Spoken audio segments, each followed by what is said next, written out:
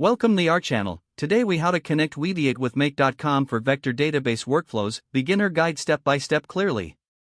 Begin by setting up your Weaviate instance. You can either host Weaviate locally or use a cloud provider. Make sure you have Docker installed if opting for local deployment. Pull the Weaviate Docker image by opening your terminal and typing the command. Run the Weaviate container using the proper configuration. Access the Weaviate instance through your web browser.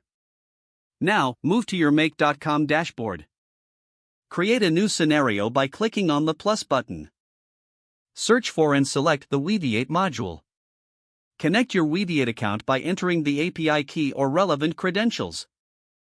Once connected, add a new action to your scenario. Choose the specific action you want to perform, such as adding data or querying vectors. You will need to set up your workflow by defining inputs and conditions.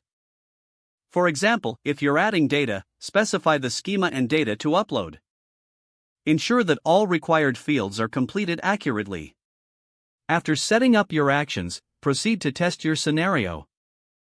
You can trigger the scenario manually to check its functionality. Monitor the output to ensure everything is working as expected.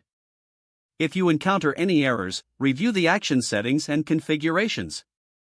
Once confirmed, activate your scenario to run automatically. Now you can enjoy efficient workflows with Weaviate and Make.com. This setup allows you to manage vector databases seamlessly. If the page does not load, refresh the browser or try again in a private or incognito window. Make sure you are using the correct email address, then retype it carefully to avoid small typos. If your password is not accepted, use the reset option and create a new strong password you can remember. Check your spam folder for verification or security emails, then complete any requested confirmation steps. Enable two-factor authentication if available to improve account security and reduce unauthorized access risk.